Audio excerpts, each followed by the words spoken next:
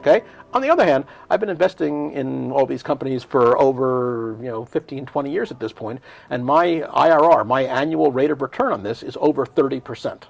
Okay, 30%. Now it's not hitting a 3,000x return on an Uber, but a 30% IRR compared to if you put your money in the bank, you get 1%. In stock market, maybe 5%. A hedge fund, 10%. Getting a 30% return, that's really pretty amazing. And so there it comes down to effectively Moneyball.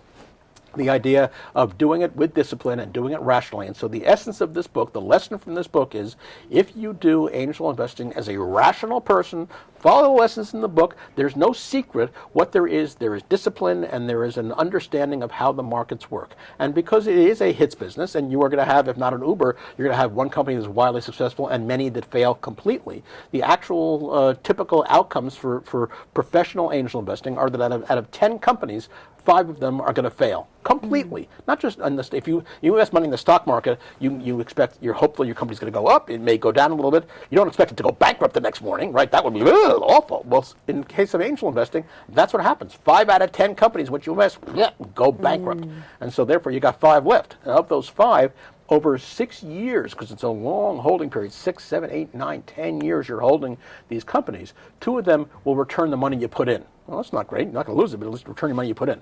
That means you get 3 winners. And of those 3 winners, typically 2 of them will be nice, solid successes. They'll return double or triple your money. But it takes a long time. It takes 6, 7, 8, 9, 10 years.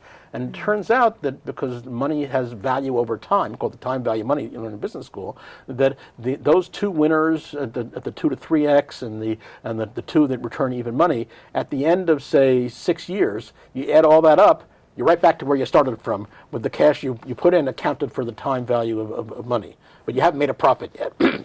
And so therefore, the profit on your whole portfolio comes from that one last company. That one last company doesn't have to be a unicorn, but it does have to be something like a 30x. In other words, that has to be worth about 30 times the cash, the valuation when you put your cash in.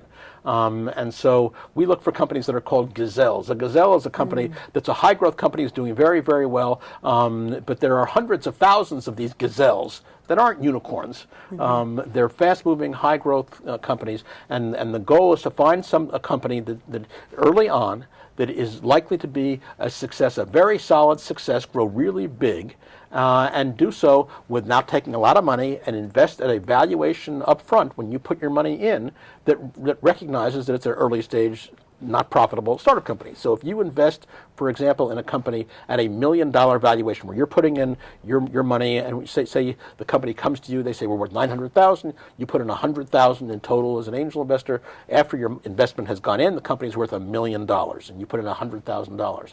Well, if 6 years later that $1 million company sells to another company for $30 million, okay, that's a 30 times return, and your $100,000 at that point would be worth a lot of money, $3 million, right?